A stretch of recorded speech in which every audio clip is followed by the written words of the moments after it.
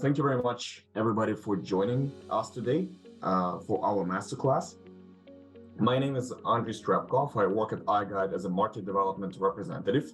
So my job is to help real estate photographers make more sales and increase awareness among real estate agents about the importance of floor plans, importance of accurate measurements. We're going to talk about measurements today, and obviously about the importance of 3D tours in marketing of listings nowadays. Our topic today is ITSO RMS. So I will explain what it's all about shortly. And to begin with, let's quickly look at our agenda today. There are three things in our agenda.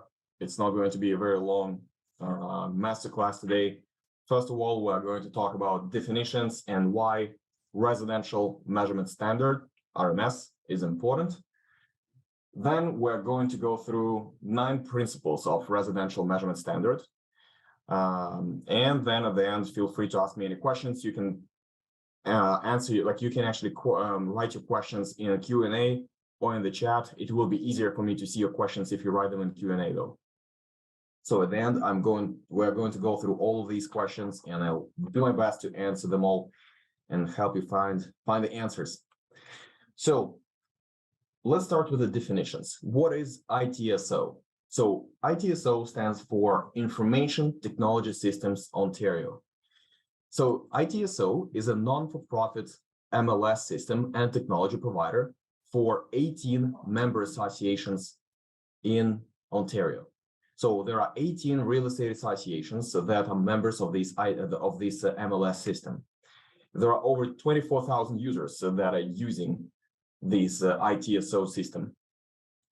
So if we look at it, just to give you a better idea, so this is the official website of Information Technology Systems Ontario. So, and you can see that areas covered in blue, these are the associations that are members of ITSO. So it's not that everybody has to be here. If you are not from Ontario, you don't really have to be here today, but or you might actually find it still useful because things like residential measurement standards probably will become standard in many markets over time. ITSO recently announced that they will introduce the RMS, Residential Measurement Standard. So now whenever you want to measure whenever you want to measure a property, residential property, ITSO recommends to apply these standards to simplify everything and to regulate how we actually measure and what we include, what we don't include, above grade, below grade, all these questions like ceiling height. So now all these things will be can be in a sort regulated and simplified for everybody on the market. So they introduced the RMS area. RMS area is the sum of its above grade levels. So it's only residential spaces that can be included and measured in RMS. So we cannot include industrial, commercial, retail spaces. It is just residential spaces. So it's pretty simple, very easy to understand this RMS. We're going to go through these rules right now. There are 9 principles, like I mentioned before, and let's start with the first one. The first one is preference for RMS. So it means that whenever you do the measurements in Ontario, and if you want to include these measurements on the MLS, it is preferred that you actually use RMS standard. So it's not a requirement to this point. You're not obligated to use RMS, but it is a preference. So it is a preference that you use the RMS. Why? There are a few reasons. First of all, with RMS, you get consistent results, and it's very easy to compare. So obviously, if 2 properties use the same RMS system, from a home buyer standpoint, from a seller standpoint, it's much easier to understand, to evaluate your options. It's much easier to compare 2 different properties. And not only in one market, but you can actually compare, because we have 18 associations who join this ITSO MLS. Now you can compare houses in different markets, and it makes it very easy. As the result, we get transparency.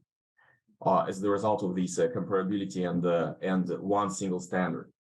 It's very important for buyers and sellers, but it is also important for landlords, tenants, and real estate agents, because it helps real estate agents, for example, who are your clients, to avoid potential lawsuits, potential disputes, and these are some things that typically agents would like to avoid. And by the way, any iGuide user, any iGuide photographer, by definition, provides RMS standard. So our measurements follow the standard. They followed this standard for years, because this standard has been adopted in Alberta even before Ontario, years before Ontario. And in Alberta, actually, if you provide RMS measurements, you are obligated to use RMS standard, unlike in Ontario, where RMS is given preference, like we just prefer RMS. Another reason why the preference is given for RMS is that typically, or quite often, prices are calculated per square foot or per square meter. So it's especially common outside of Canada to compare prices just by calculating what is the dollar value behind, like per each square foot or per each square meter. It's just another way to evaluating houses and comparing them. So when you have one single standard that everybody follows, it's much easier to compare price per square foot. It gets much more accurate. So that's the first principle of RMS. Second principle is, whenever you provide the measurements, you need to clearly specify, are you providing the measurements in metric system or imperial system? Because if it's metric, it's square meters. If it's imperial, you provide the measurements in square feet. And the results would be, the difference between the two is quite big.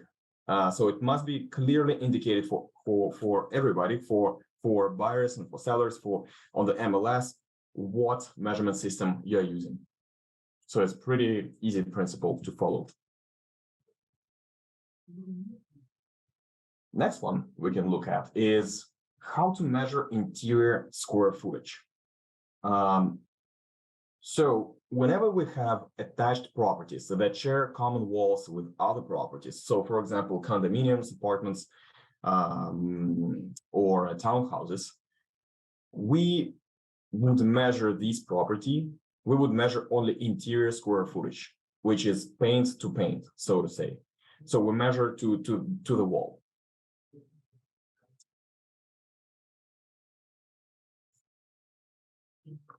And you can see even on this little,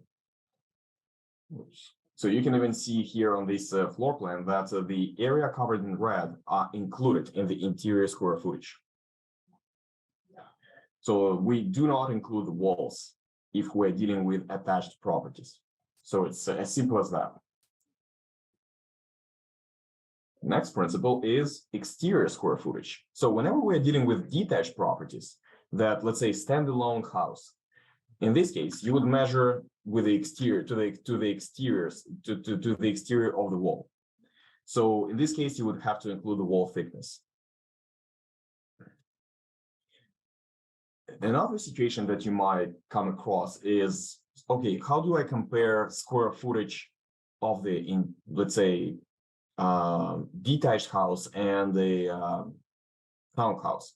So if you want to compare the two, you would need to roughly estimate what would be the wall thickness of detached property, and you can add this into your calculation, and then you can approximately compare the two, or you can measure, just for the comparison's sake, you can just measure detached property paint to paint. In fact, with iGuide, you always get both exterior and interior square footage in the details tab on the top right corner of every iGuide. Or you can also get it in the iGuide report that you get every single time that when iGuide is created. So it's very easy for iGuide user to actually compare interior to exterior. And it's very easy for iGuide user to actually measure exterior, because in order to measure exterior, you would need to measure the wall thickness. And with iGuide, you just provide the wall thickness to us, and we include it in the calculation, and based on it, we provide the exterior square footage. As simple as that. And Another important point when it comes to measuring exterior square footage is to understand that when you measure it, you need to measure at the floor level. You do not measure at the foundation. So that makes a big difference. That's one of the little details that we will always need to keep in mind. Next principle: include floor levels that are entirely above grade, and exclude floor levels if any portion is below grade. So here is an example. So we can see here that it's 4-level split house. So we can see that level 1 is entirely above grade. So, and we can see grade here. So grade is basically ground. So then we can see that level 3, for example, is not entirely above grade. So we can see that even like a small portion of it is below grade. So according to RMS rules, you cannot include this in the total square footage. That's the rule. But you can include level 2, no problem. Same applies to level 4. It's kind of obvious that most of it is actually below grade, so you cannot include it in total calculations. So it doesn't mean that you cannot provide any measurements about of the below grade properties or spaces. You can, but typically you would need to provide these measurements separately. So when you are providing square footage of the house, you just include above grade square footage, but separately you can always include what is the square footage of, let's say, the basement.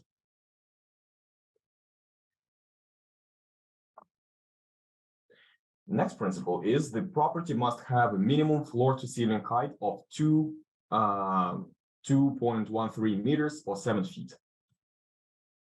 So sometimes we have sloped ceilings, and in this case, you can still include the spaces with a sloped ceiling, but there are a few exceptions.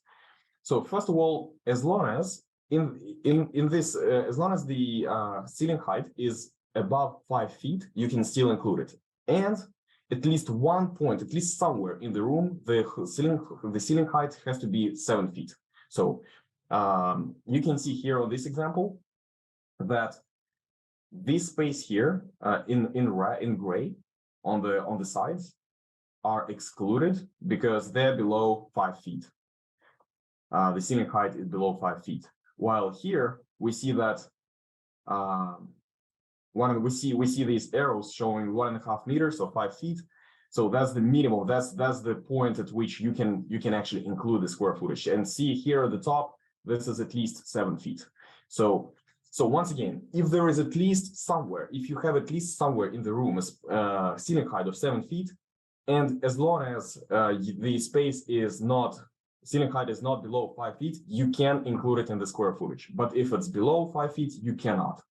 There are also some additional structures that sometimes we would deal with. Or actually, one sec, let me see. Sorry, we'll just keep one and we'll get back to additional structures. And just to talk about this floor to ceiling height, there are a few exceptions and a few extra details to it. So for example, you still can include bay areas or cantilevers and dormers to this to the square footage, as long as the floor to ceiling height is at least 5 feet. But there are a few exceptions. Like, for example, this bay window here, it has a ceiling height of 5 feet, but there is one thing that doesn't allow it to be included to the square footage. Why? Because the measurement here, it doesn't start at the floor. So it has to start specifically at the floor, and it has to be at least 5 feet to be included. So bay and bow windows, dormers, and cantilevers, it's the same thing. As long as it starts at the floor, it can be included. And now let's go back to these ones, additional structures. So there are a few structures that can be included in the square footage, as long as there are a few requirements. First of all, permanent structures with a foundation and footing connected to permanent main electrical service, and it has a heating, it can heat to at least 22 degrees at any time in the year. So it should be 4 seasons, like for example, sunroom, and it has to be included in the total square footage. So for example, if you have attached garage, converted to a bedroom with a separate but permanent gas furnace, it can be included in the square footage. If you have renovated porch built on footings or in a foundation converted to a year-round sunroom with electric baseboard heating connected to the main electrical service, it can still be included in the total square footage.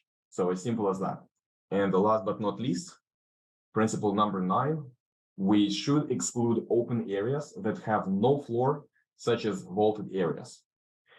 So for example, if we look at these examples here on the left-hand side, we see a space and we see this stairwell, and these stairs are included in the total square footage of this space. Why? Because the opening or the open area of the stairwell is pretty much equal to the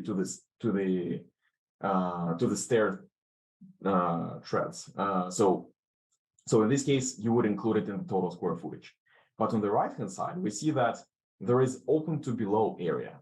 So we can clearly see that this open area is much bigger than the stairs.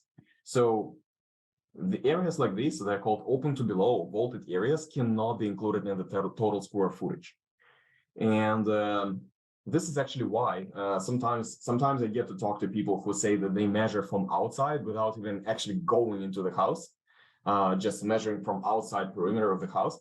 That's why you cannot do this. Like whenever you have somebody measuring from outside the house, you know these measurements are not going to be accurate because they don't account for even open to below areas. So it's essential to include or exclude such areas as these. So that's it. These are essentially 9 principles of residential measurement standard that now is recommended by ITSO in Ontario. And feel free to ask me any questions. I see there is one. When deciding what is and is not included in square footage, who is deciding this? iGuide? How does iGuide know all the details, whether to include some of these areas or not?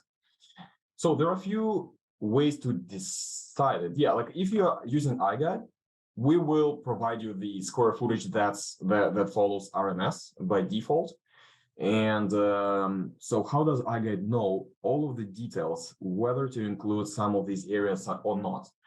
Well, there are a few ways for us to know. First of all, we can actually see from the pictures you provide. So there are two pieces of information that you provide to us, right? You provide us with the pictures that's taken from the Planix or IMS 5 camera. And then there is a laser data. So with the laser data, we can provide accurate square footage measurements to you. And based on the pictures, we can actually identify what should be included and what should be excluded. Like, for example, we can see the open to below areas. We're going to manually exclude it from the calculations. Or, for example, we can see that the property, well, when it comes to attached and detached properties, we're not even looking at it. Like, as long as you provide us with the wall thickness, we will always provide you with the exterior and interior square footage. Let's say if you are scanning apartment building, you don't have to really provide us with the wall thickness. We will just provide you the interior square footage and that's it.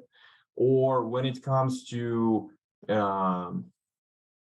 bay windows, like it's the same thing. We can see on the pictures that, okay, like for example, this bay window, like it doesn't start at the floor, so we cannot include it in the total square footage. So yeah, that's how we can provide you with these with the RMS measurements. If, for example, or another actually example is the below grade and above grade. We would actually identify which areas are above grade or below grade. But let's say if you see that it's not obvious, sometimes some areas it's not as clear, you always have an option to change, to indicate what's above grade and what's below grade, to let us know.